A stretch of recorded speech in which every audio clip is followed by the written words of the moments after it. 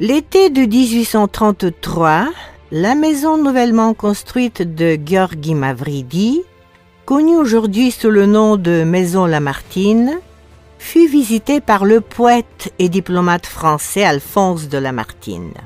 Avec son entourage d'environ 40 personnes, il se rendait d'Istanbul à Paris. Quand la rumeur a couru comme quoi le poète resterait quelques jours à Plovdiv, les riches citoyens bulgares, grecs et arméniens se disputèrent pour offrir leur maison à l'hôte.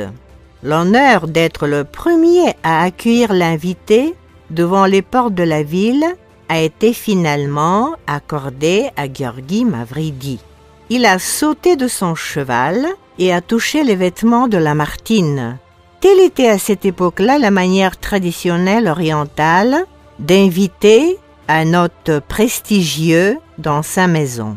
Le séjour du célèbre Français dans la maison était assez important car il a apporté certains dividendes publics à ses hôtes.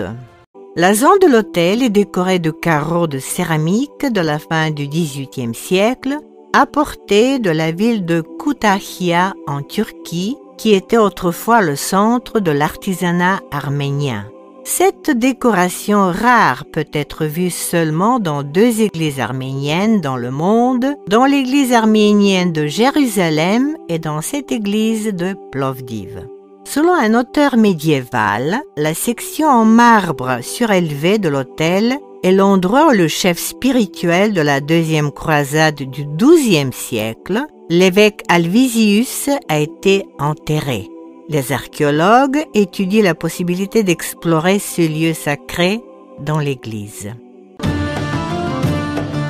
Stop 13, la section des potins. Kështënakyushe est un dicton populaire dérivé du turc que de nombreux Bulgares utilisent pour se référer à une maison sur le coin donnant sur la place principale. Les potins étaient nés ici. Quels vêtements portaient les femmes du voisinage? Qui étaient les visiteurs et qui visitaient? À quoi ressemblaient leurs chevaux ou leurs carrosses?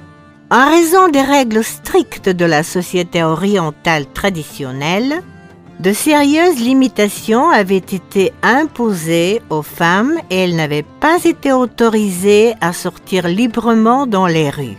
Alors, elles satisfaisaient leur curiosité en regardant le monde extérieur à travers une extension spéciale dans le mur de pierre des maisons riches, dans leur partie la plus importante.